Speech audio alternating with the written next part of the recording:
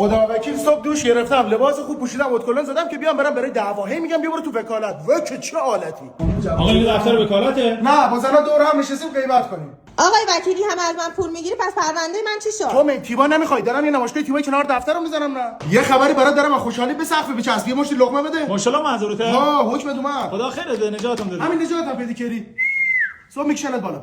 آقای وکیل پول ندارم، دستم به خشتکه. چیکار خشتکم داری؟ زن نیستی که میگم دستم به دامنت. آقا شما وکیلی؟ بله بفرما. آقا ما یه زمینی داریم. ای داری که داری. به خدا اشتباه میکنی. چرا چیزی که با دعوا حل میشه به درستی حلش کنی؟ وکیل پرونده من تو چه مسیریه؟ تو مسیر تپه تلویزیون صبح شبکه 3 که پخش تهران میفهمی. پخش منظورته؟ میگم خانم باید بری تست بارداری بدی. میگه وکیل گرفتم که تو انجام بدی. من باورم تست بارداری بدم. کمتم بعد نیست برای کارو. متهم تویی؟ بله. درش کده ببینم. چیه؟ عینکته. وکیل حکم ما چی شد؟ گیشنیزه، حکمم رو بیبیته. نه ترس، تو تا حالا دیدی تو پرونده کم بیارم؟ نه چون پرونده اول من. بگه آقای وکیلی مریه من چی شد؟ هیچی نداشت کردیمش تو. حالا تردیش که این واسه من میشه تیباتو؟ میرم برات والا تیوا هم بهت میاد. خدا وکیل همش جر، همش بس، نوشابه هم خانواده داره، بعضیا نه.